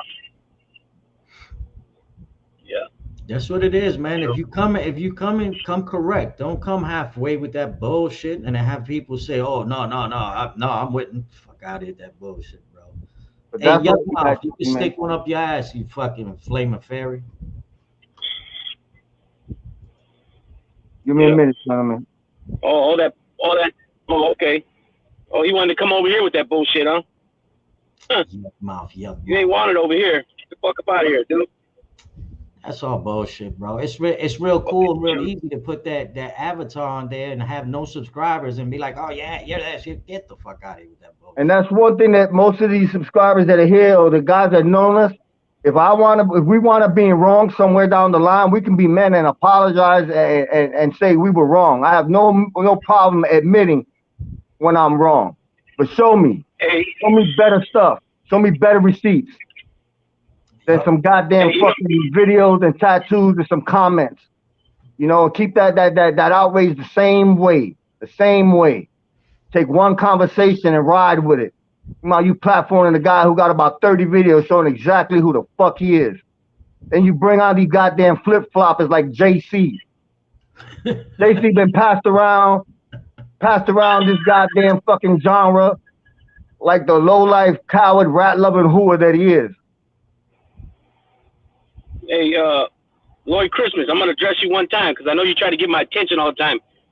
All that Norteño shit, keep that shit out your mouth, okay? Because you don't know nothing about it. So keep it out your mouth. Okay, and I don't need to explain nothing to you. Okay, because you ain't nobody. And if you don't like what you're hearing, hit the road, Jack. Nah, Lloyd, you gotta understand Lloyd. Lloyd Christmas Nah, fuck Lloyd. discriminate. I know I'm not making it. I'm not making exceptions for Lloyd or apologies for Lloyd, but you know, Lloyd does what he does. Some gonna be who they are. It's consistent. Oh, he could do he could do his thing, but he's talking about something right here that he don't know nothing about. So keep it out your fucking mouth. You know what I'm saying? There you go. See, Lloyd, he can do what he does. I don't even acknowledge him. I don't even acknowledge him. He does his thing all the time. But don't be talking about that because you don't know nothing about it. We got shout out time. We got David S. Cameron. We got the Resties. We got Real Beaufort. We got Amber Alert. We got Chicago Muscle, the one and only. We got King NYC, Redzilla, Montauk. We Push Back. Mobland. Nuzio, Mobland, Jane, What's Real? Yep. Minnesota Fats, bro. Minnesota Fats is on, bro. King NYC, man, what's up? I forgot to tell you hello earlier, man. I got carried away. Mad respect, cause you've been straight when I went in there. You showed respect, and I showed respect back. I'm not, regardless of where you have a wrench at. Yeah. I dig your style. That's what's up, bro. Yep. Got a good Mickey Griggs, shout out. The creator of the term Mob Tube. The real creator of the term Mob Tube. Shout out to Mickey Griggs. Yes, sir. NYC, that's funny, man. King NYC. Coquille. Yep. Yeah, Maddie's on the point too. Maddie, look. Maddie, I would say that we can't just let people just run their mouths, just saying. You absolutely right, 100%. But it's better when you're face to face. That's when you can run that mouth. Yeah, and we know that most people ain't gonna do it. You know what I'm saying? They ain't gonna do it. You know.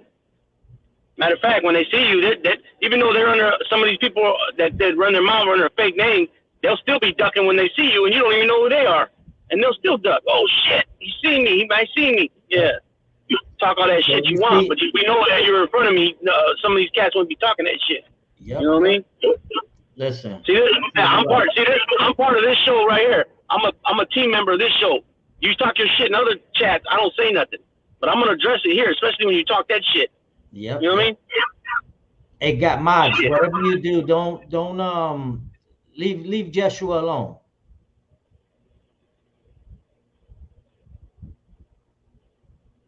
I like the way Spikey carries himself. Yes.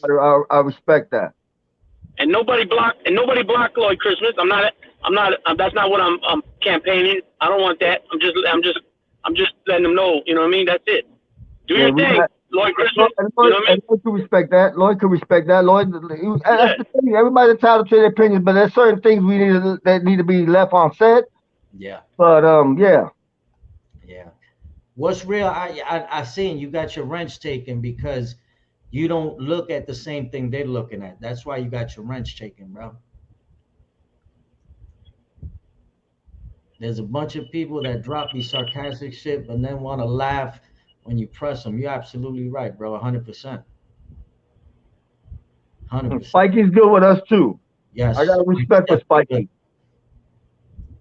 I want to shout out to Dominic Crea, the creator of the We Push Back movement, all its members, all its supporters. Definitely. Yep. Yeah, what's real? Jimmy told him to do it. Yeah, it is what it is. But you know what? And I got to put something on the table too, bro. You know, we had a guy that came up in here and he was good, supposedly good friends and all this stuff. And next thing you know, he's up in Gunsmoke's thing with a wrench, just like he's in the other guy with a wrench. And I'm pretty sure you guys know who I'm talking about. Yeah. Yep. You know, that's what I mean, bro. You see all kind of shit, man. Even on the chats, you see people, they seem to forget, man. They get carried away with typing that they do the same typing under different names. And we will never blow the spots up. Nah, we ain't There's gonna a blow your few spots that up. have stock You know. accounts. We understand. We know what time it is. Again, we Yep. get back to that original stuff. We won't blow your spot up in here. That's right. You There's gonna a stay the few. same way, and we gonna treat you the same way we treat everybody else. Maddie Marinara, absolutely, Maddie. But we know a lot of the Yeah. ones that play both sides. We know what time it is with that. Yeah. Yep. Yeah. Well, And No my winning. bad. I apologize. I didn't know Spiky was a. All this no disrespect. I didn't know Spiky was a woman. Mikey's female. yeah. Spiky, my apologies.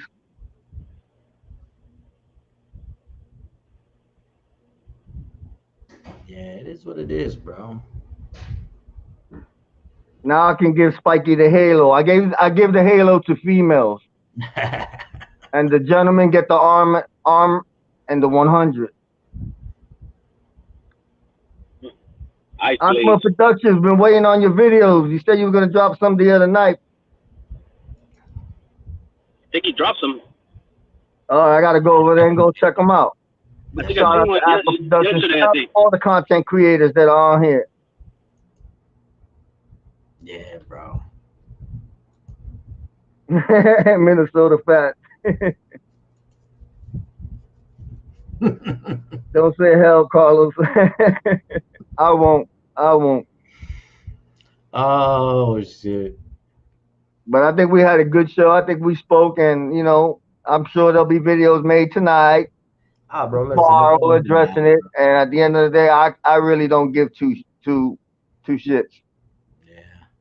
I think we've made it abundantly clear where we're at, who we support. You guys keep doing your thing. Knock yourself out doxing people. That's your thing. Well, the doxing, like I said, man, doxing is a dangerous game, bro. It is what it is. And again, if you're bold enough to dox somebody and put their info out there, you gotta be willing to take what's coming too, bro. Joe Delamora, good night. Good night, Good Joe night, De La Joe. Mora. Buenas noches. Buenas noches.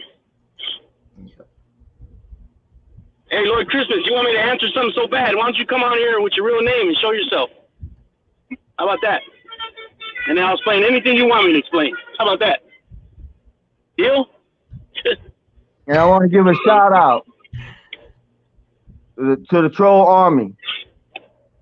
They weren't on the top of my list. Weren't a big fan. For the last couple of months, I've built a rapport with a few of them, and mad respect to the troll army.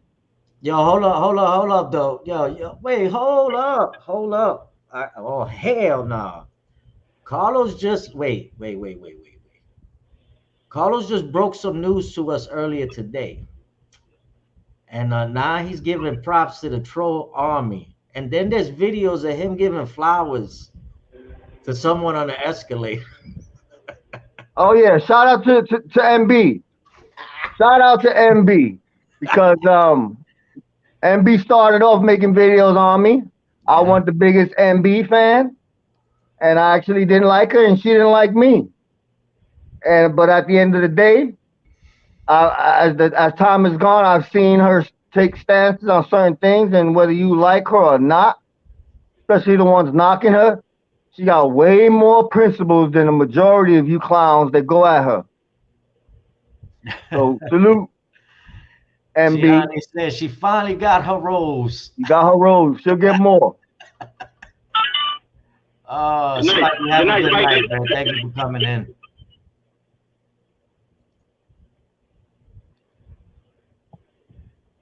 Oh, Pretty Monita said she saw the flowers for MB, bro. Cat's out the bag. Pretty Monita. Pretty Monita's been with me since the beginning of this journey too. She's always voiced her opinion. She's always been respectful. Shout out to Pretty Monita. Shout out to the women subscribers who are strong, voiced women who actually have a lot of principles that so many of these males don't have.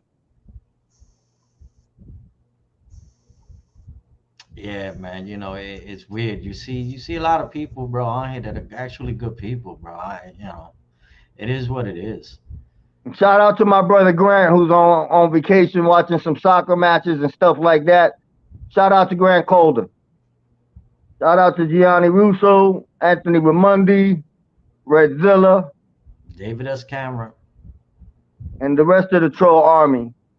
They'll be talking about that tomorrow. Like he's turned and he's this and he's that. And you know what? At the end of the day, I don't give two shits. Oh man. And shout out Yeah. to Mob Rats Exposed. Shout out to Chicago Muscle. Ah shit, Muscle gonna make a video now. You done now, bro. You done did it. Redzilla be scaring me though with that picture, bro. Redzilla does some good work. He's talented. Shout out to Matty Marinara, Uncle Zio, Zio Lesso. Guys haven't subscribed. You need to go subscribe to those gentlemen. Definitely. Those gentlemen actually changed my whole mood today with their live, and I appreciate it. And I thank them for that. Definitely. There you go. Monita got her flowers, bro. All of a Yeah, sudden. yeah. And I want to give a shout out to my brother Edward Everett, who probably gonna catch the replay. He's out there with the boys playing some pool tonight. I hope you win. I hope you represent Brooklyn. Definitely. Shout out to Edward Everett.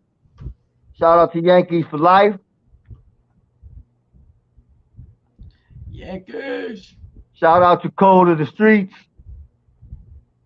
Yeah, Cole's a good dude, bro. Cole's a good dude. Yeah, he is. And people can say what they want about Cole. I don't see them getting a whole bunch of kids together and actually doing kids activities, to try to make a difference in the community. So yesterday when you were on his chat, I know he helps kids and stuff like that. So with that being said, we need to hook up with Code because we have people that deal with that. You know what I'm saying? With helping kids. So we might be able to hook him up with our other brother. You know what I'm saying? The one that deals with kids out there. Exactly. That'd be a nice combo. And in all reality, they're but a few hours away from each other. That's why I'm saying there might be something already in place out there that he's not aware of. You know what I'm saying? So my man could definitely put him in that direct, and especially for kids. When it comes to helping kids, you already know how Roe does this thing. Shout out to Lefty Guns Pool Hall. Lefty Guns. Lefties have supported us from day one.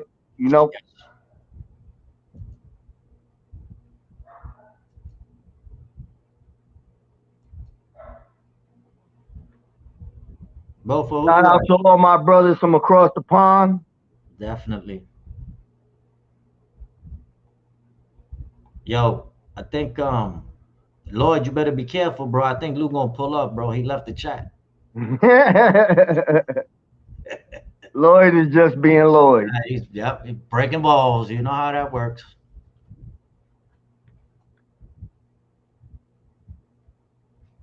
Yeah, I definitely, like I said, bro, I definitely want to get we got to hook up so we can help him out there in Philly, bro. Shout out to Black Hat Music.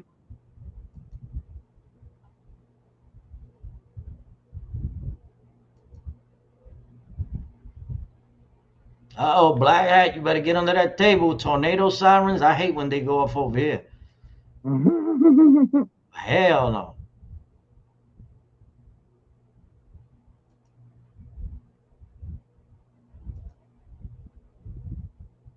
Shout out to Wise Guy TV. Shout out to Vinny Bracco.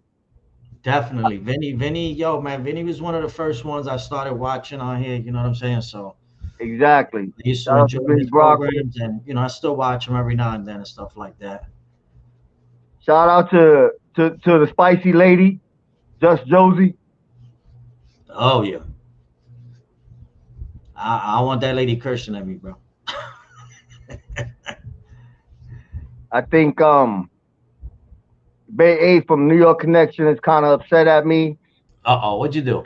I don't know. I think he might have thought I was referencing him when I said some stuff. Because sometimes I'll throw some subliminals. I won't be specific, but shout out to the New York Connect, Bay Yeah. Eighth, BK Shaolin, Stephen Botch. Shout out to Paul Perry for always being a gentleman. Always being a gentleman. Yeah.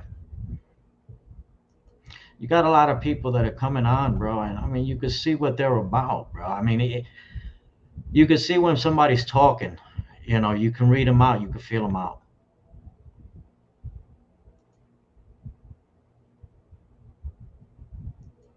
I got to figure out what's going on. All these chats, bro, are just popping up like 6 at a time. Boop, boop, boop.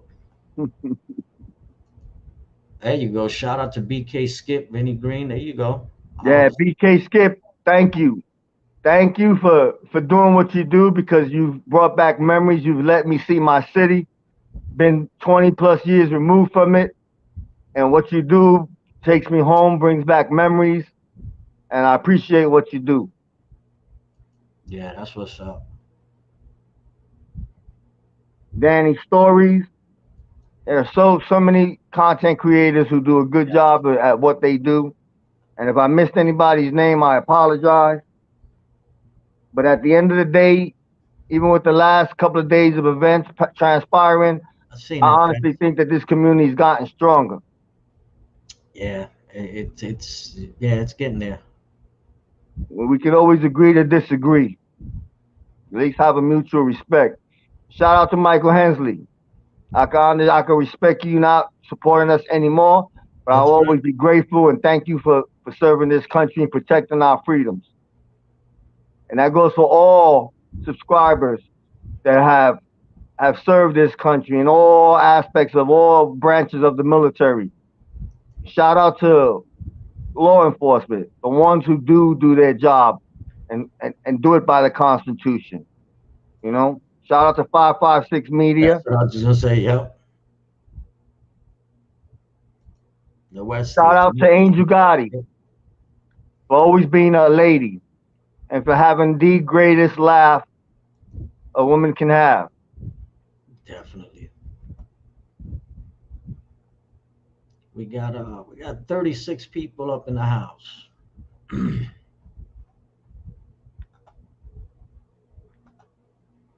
Yes, happy birthday to Angel, man. Belated birthday.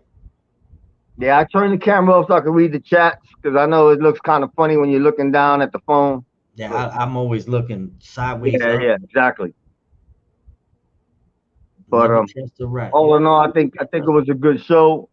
yeah, bro. It Shout was out to Armchair NBA. Best wishes on your future definitely ventures his new endeavors. and new endeavors. You know, Put blessings his, to you and your family, your growing family. yeah, definitely, bro. One more. Sleep in peace, Alan Kaiser. Definitely. Shout out to Joy Faraci, her family.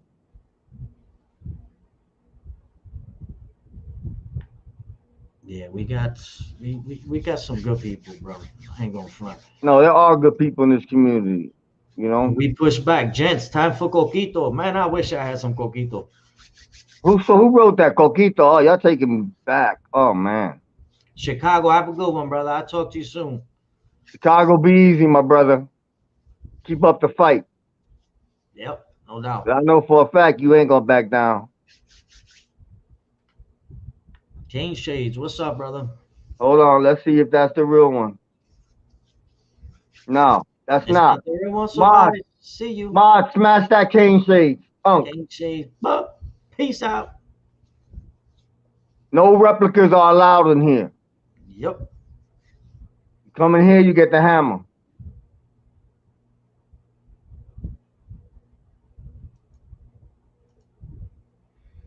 Par Carajo. U.S. Army Combat Medic, we understand your stance. Thank you for your service. Definitely. and be easy.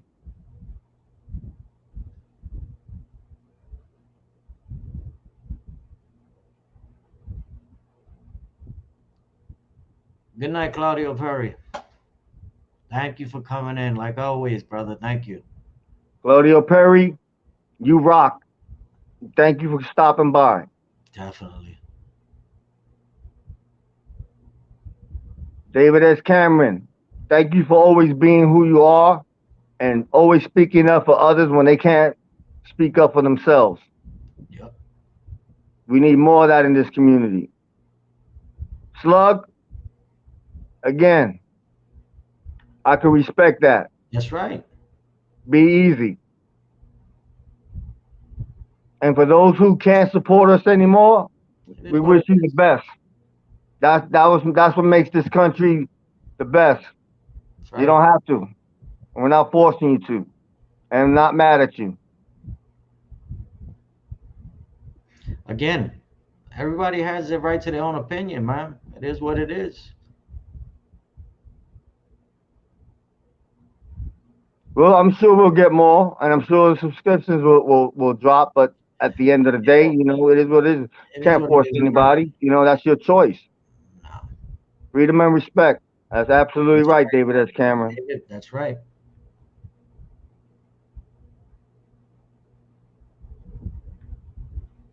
But all right, my brother, you want to do that little roll call? Yeah, yeah, yeah. Lou was trying to get in, but he can't. He says bad reception. All right. King NYC, Mickey Griggs, Matty Marinara, We Push Back, David S. Cameron, Oliver Sutton, What's Real, The Westies, my brother, Minnesota Fats,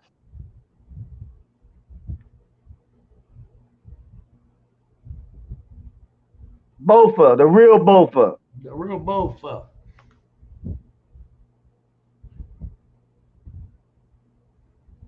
Black Hand Music, Mickey Griggs, the originator,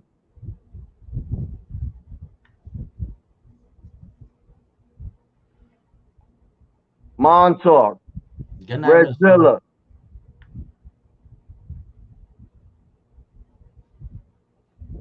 Michael Moormill, 1588. Another gentleman who started off on a path and decided that it was something he didn't want, and we never knocked him for it, and I appreciate it. Glad he's seen the light. Black Hat Music. I don't agree with everything I hear, but I really like this show. I'm staying, no doubt. Thank you, sir. Thank you. And like I said, Appreciate that's that black fine. music. And if somewhere down the line, if we're wrong about how we feel on certain things, best believe our egos are not big enough to have us stop not apologize. You will get That's an right. apology. That's But right. today I need more. I need more. Because you know Westies, what? have a At good the end of the weekend. day, people do change. People do change, and you can't hold that against them. There are some who claim they've changed, and they haven't changed, and there's no outrage about that.